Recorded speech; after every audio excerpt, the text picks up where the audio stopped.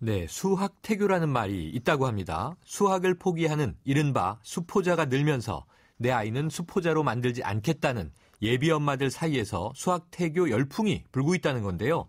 그만큼 많은 사람들이 이 수학 때문에 스트레스를 받고 있다는 반증이라고도 할 수 있겠습니다.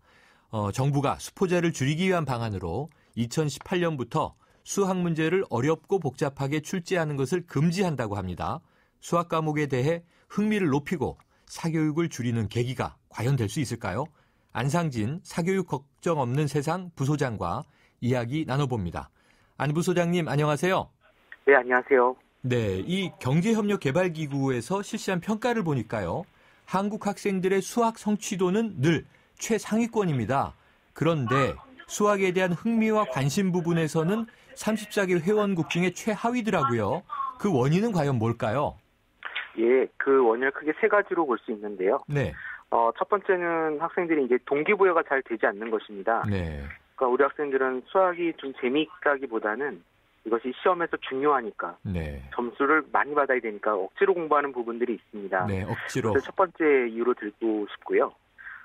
두 번째 부분은 역시 공부 방식의 문제점입니다. 네.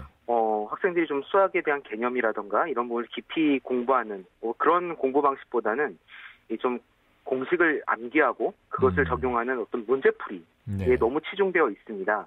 이런 부분도 학생들의 흥미를 떨어뜨리는 중요한 원인이고요. 네. 마지막으로 세 번째는 이제 내용이 많고 어렵다는 것입니다. 학년에서 배워야 될 내용이 많고 또 그 응용되는 것을 보면은 상당히 문제가 어려운데요. 그럼에도 불구하고 또 학생들은 또 선행학습까지 해야 된다는 부담까지 갖고 네. 있습니다. 네. 이런 세 가지 원인이 우리 학생들의 수학 흥미도를 떨어뜨리는 주요 원인이라고 봅니다. 지금 선생님 말씀 들으니까 저도 그랬던 것 같아요. 지금도 학생들 10명 중 6명이 수학을 포기하는 상황이라고 하는데요. 우리나라 수학이 정말 어렵긴 어렵다고 보세요? 네, 말씀해주신 이제 10명 중 6명은 이제 고등학생의 경우고요. 네. 이제 조사를 해보니 초등학생은 이제 36.5%, 네. 중학생은 이제 46.2% 이렇게 나왔습니다. 우리나라 학생들 이제 배우는 양도 많지만요. 문제는 그 내용에 대한 문제가 너무 어렵게 나오는 경우가 많습니다. 네.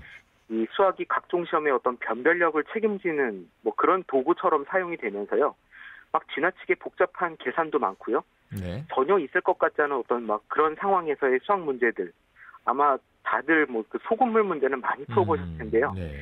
한 번도 우리 일상생활에서 겪어보지 못할 그런 소금물의 그렇죠. 농도를 섞은 이런 자기적인 문제들 너무 많다 보니까는 학생들이 더 어렵게 느끼는 것 같습니다. 자, 그래서일까요? 교육당국이 수학이 어려워 아예 포기하는 학생, 이른바 수포자를 줄이기 위해서 2018년부터는 이 중고등학교 시험에서 어려운 문제를 못 내게 하는 방안을 공개했네요. 자, 이 정책이 수학을 포기하는 학생들을 줄이는데 도움이 될 거라고 보세요? 네, 이 부분이 약간 좀 애매하게 이제 좀 발표가 많이 됐는데요. 네. 그러니까 정확하게 말하면 이제 평가의 유의사항을 통해서 아까 말씀드렸던 너무 지저분한 문제들이나 너무 자기적인 문제들을 내지 못하게 그렇게 네. 하는 것이거든요. 네. 그러니까 이 부분으로 수학이 아주 쉬워질 것이다라고 하는 부분은 조금 판단하기가 쉽지는 않아요. 네. 그래서 아까 그런 어떤 굉장히 자기적인 문제를 내지 않더라도 좀 문제가 어려운 문제가 나올 수 있기 때문에 네. 좀 그런 부분은 명확하게 해야 될 것 같고요. 다만 좀 의미가 있다고 봅니다. 네. 지금은 너무 좀 학생들을 변별하기 위한 수학을 위한 수학 문제를 내고 있거든요. 네. 그래서 이 메시지는 분명합니다. 좀 수학을 좀 더 좀 실용적이고 의미 있게 가르치고 평가해야 된다. 이런 부분이기 때문에 분명 개선 효과는 있을 것이라고 봅니다. 네. 그런데요. 이렇게 학습 부담이 줄어들게 되면 이 수학 사교육, 국영수가 사교육이 많지 않습니까? 사교육 네. 과열도 조금 잦아들게 될까요? 어떨까요? 좀 제한적으로 좀 효과가 있을 거라고 보는데요. 네. 지금 사실 이 수학 사교육 열풍은 중학교, 고등학교로 올라갈수록 더 올라갑니다. 왜 그러냐면 이제 고등학교가 가장 문제가 많은데요. 네. 이 고등학교 이과의 수학 교육 과정은 정상적으로는 다 배울 수가 없습니다. 네. 그 정도로 많이 어렵고 좀 구조적으로 문제가 있다 보니 네. 이런 부분이 사실은 초등학교까지 영향을 미칩니다. 네. 그래서 초등학교 고학년도 고등학교 수학까지 해야 된다, 이런 이야기들이 좀 많이 나올 정도로 사실은 고등학교에 문제들이 많습니다. 그렇군요. 그러다 보니 만약에 이런 부분들의 부담을 줄여준다면, 이런 제도를 개선해준다면은 조금 줄어드는 효과는 생길 수 있다고 봅니다. 네. 그런데요, 조금 이제 형평성이나 다양성 측면에서 보면 저는 수포자는 아니지만 오히려 난 수학은 좋아하고 잘하는데 난 영어가 어렵다. 영포자도 있을 수 있잖아요. 국포자도 있을 수 있고 그럼 다른 과목에 대해서도 쉽게 내주세요. 이런 요구가 온다면 이 쉬운 문제 출제가 다른 과목으로도 확산될 여지는 없을까요? 네. 그 수학을 사실 무조건 쉽게 내자, 뭐 어려운 거 못 내게 한다 이런 취지는 아니고요. 네. 지금의 수학 문제가 너무 심각해서 그렇습니다. 지금의 수학 문제가 사실은 어떤 좀 일상생활이라든가 학생들이 수학이 정말 필요한 과목이구나 이렇게 느끼기에는 너무 지금 변질돼 있다고 봅니다. 네. 그러다 보니 본질적으로 수학에서 이렇게 공부하는 그런 게 중요한 게 아니라 오직 문제풀이에 함몰하고 있거든요. 네. 그런 부분들을 개선하자라는 것입니다. 그렇기 때문에 저는 이런 부분이 만약 다른 과목에서도 문제가 된다면 저는 그 부분도 분명히 개선이 필요하다고 봅니다. 네. 아까 이제 영포자 말씀하셨지만 영어도 그렇거든요. 네. 너무 수능 영어 이런 영어에 몰입하다 보니 실제로 학생들의 어떤 실용적인 영어 능력이 길러지지 않는 거예요. 네. 그러다 보니 영어 절대평가를 통해서 좀 이런 시험의 부담을 줄여주고 수업을 정상으로 돌리자라는 것이 취지거든요. 네. 그런 취지라면은 좀 수학도 무조건 쉽게 내자가 아니라 수학을 좀 의미 있게 가르치기 위한 것이라 이런 관점에서 본다면 굉장히 의미 있는 변화라고 생각을 합니다. 네, 그럴 수 있겠군요. 잠깐 다른 얘기를 한번 여쭤볼게요. 자, 2018년부터 이 중고등학교 수학은 쉬워진다고 하는데 또 이 해부터 창의적인 인재를 키우기 위한 목적으로 중학교 소프트웨어 교육을 의무화하겠다 이런 발표가 있었거든요. 이 컴퓨터적인 사고의 중요성이 대두되면서 어린 시절부터 이 프로그램 코딩에 대해서 익숙해지게 하겠다 이런 의도로 이제 파악되는데요.